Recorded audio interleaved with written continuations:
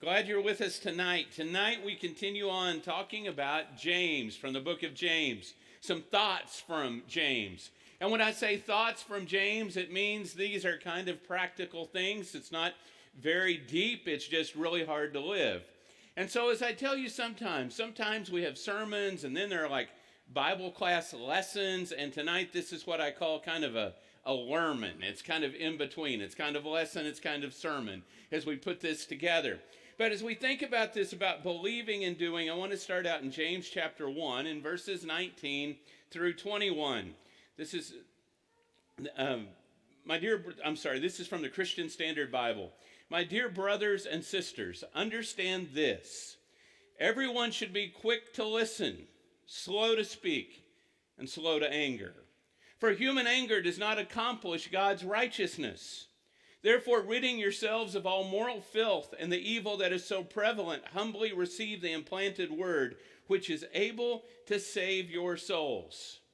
For some of you, this is not a difficult passage because you are introverts, and so at least that part about being slow to talk, you just listen.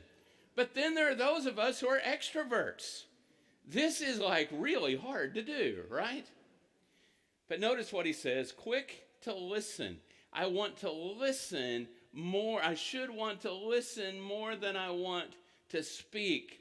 And so I think about some of this. Most of us can work on listening more. I read a study that was done by an Oxford professor. At least he was the one reporting on this. And they had done a study on people who were in sales. And some of you are in sales. And how much should I talk on the sales call when I go to visit someone or on the phone? How much should I talk? And so when you're trying to sell something, I might think, well, I want to talk most of the time, right? Actually, what they said was you should talk 43% of the time and listen 57% of the time when you're making the sale. I remember years ago I was in a Bible study, which is not a sale, but obviously you're trying to get someone to do something. And I remember in this study with this woman, I was teaching her, and whenever I would get excited, her eyes would get excited, and whenever I would be sad and talking about Jesus, she would be sad at those points, and then he would be resurrected, and I'd be happy, and we went through all of this, and boy, I just keep going and going one study. This is going great. And then finally I said, are you ready to be baptized? And she went, no. I thought we were going to the water right then. She was so far away. I had done all the talking. She was still back on point 1, and here I am on point 67 or something. Be slow to speak and quick to listen. Now I want you to say another thing quickly here in that passage. He said that human anger does not accomplish God's righteousness. And how often do we think that we are being the righteous one when we've been wronged? And he said it doesn't accomplish his righteousness. Then going on to James chapter 1, verses 22 through 25. But be doers of the word, and not hearers only, deceiving yourselves. Because if anyone is a hearer of the word and not a doer, he's like someone looking at his own face in the mirror. For he looks at himself, he goes away, and immediately he forgets what kind of person he was. But the one who looks intently into the perfect law of freedom and preserves it and perseveres in it, and is not a forgetful hearer, but a doer who works, this person will be blessed in what he does. This is kind of like Paul, as an older man, is describing this kind of a senior moment, right?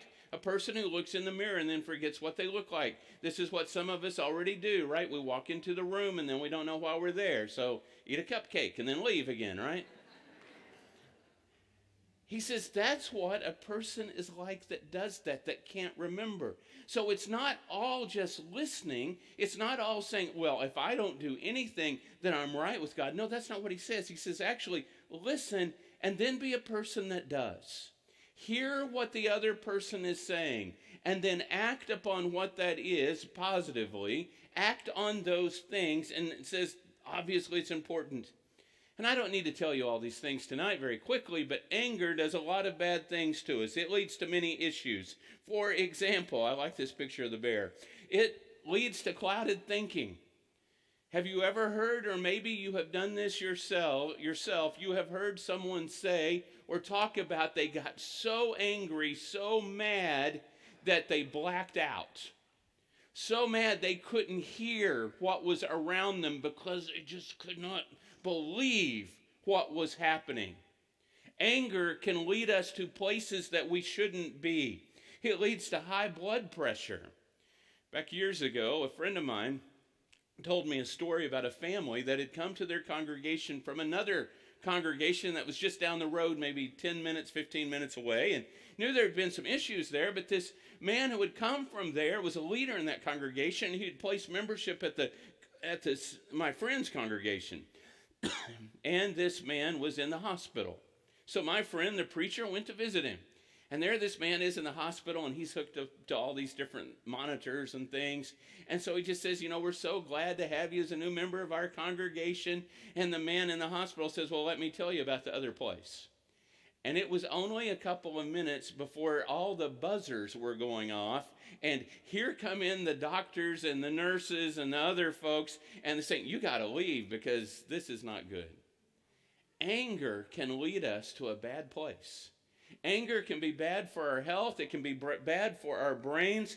And it hurts feelings when we say things that we can't get back. And even when we try, it still may take hours or months or years, or maybe they will never be forgotten and will hurt forever. And in some cases, obviously, anger leads to violence. It leads to violence in homes. It leads to violence when someone gets stopped on the highway. It leads to violence whenever we're talking with friends. It leads to violence between nations. And anger is where it all came from. Sometimes it's two people that may agree, but they can't hear each other because they're so mad. And other times it's because they are maybe so selfish or whatever it may be. And obviously that leads to broken relationships. The people maybe that we love the most are the ones that we hurt the most. People that we can never get back again because of that anger. So James, in this extremely practical little letter, is telling us, watch out about your anger. Watch out about how you talk to others. Be sure you listen to people rather than always trying to get your point. I saw an article that was on the internet, and it was, are you listening to people or are you just waiting to speak? Wow, you ever done that before? You were very quiet and listened to the other person, but all you were really doing? I have never done this. Okay, I'm completely, after something that, I have to be baptized again. No, I have done that many times, obviously. Sometimes we don't listen, we just wait to speak. And that's not what is right either. Instead, we should depend on God and His Word rather than ourselves. Boy, I wish it were just so easy for me, for you, for all of us, just to put up a slide like this and say, I have the cure for all of our problems. What we need to do is depend on God's Word and not on ourselves. And now the whole thing is fixed, and we're just going to all hold hands now and sing Kumbaya. Everything is perfect. The truth is, this is the truth. The problem is living this out, living it the way God has called us to be. So he goes on to a passage that is fairly famous for some of us in James 1, 26 and 27. If anyone thinks he is religious without controlling his tongue, his religion is useless and he deceives himself. Pure and undefiled religion before God the Father is this: to look after orphans and widows in their distress, and to keep oneself unstained from the world. Now here's a little tidbit for you. This is the only place in the Bible where the word religious is used. We always think about religion, right, and religious. This is the only place it's used. And where what it's talking about, it appears here in word studies and all, is that it's talking about people who go and do the ceremony, like Sunday morning, we might say. Whether it be here or somewhere else, people who think that they are religious because you take the Lord's Supper every Sunday, or you sing all 5 verses of Just As I Am. Surely there are more verses than that of that song. You sing them all, then somehow that makes you right with God. He says, no, that is not what does it. Instead, it's these other things that we'll look at in a minute. Knowledge is not enough. Just to have knowledge does not make things right. It actually can make, in some cases, maybe even things worse. We must act on our knowledge. Just like we talked about this morning with Rahab, we have to act on what we know. Faith without works is dead, which we'll get to in a few weeks. But ignoring knowledge is disastrous. So many of you remember a few years ago when we had Hurricane Harvey, which really wasn't a hurricane. I would think there has to be wind for it to be a hurricane. That was the problem. It just sat on top of us. Do you remember 51 inches of rain in those 3 days? And it just kept raining and raining. And you remember this congregation for 6 months, that's all we did was help members and visitors and friends of members and friends of visitors and help them clean up their houses and their land and carry everything to the street in so many different times, and how awful and horrible and emotional that was for so many people. If we knew that there was going to be a Hurricane Harvey Tuesday, we would take a rain shower, but if we knew that there was going to be a hurricane like Hurricane Harvey on Tuesday, we would do something about it, wouldn't we? We would go to the store and we would buy bread. That's what you're supposed to do, is buy bread. I don't know why, but you have to have bread. We would buy all the milk. We don't drink milk usually, but we're going to drink it if we're going to have a hurricane, all right? And so we would make sure that we had things. We might even go and buy a generator or whatever it is. We would want to be prepared for that. And that is exactly what James is saying. If you have knowledge and you do nothing about it, it makes it even worse to know I could have done something and I did nothing. So, we want to act just as he calls on us to act. Blessing comes by putting faith into practice. I will be blessed when I do something with my faith.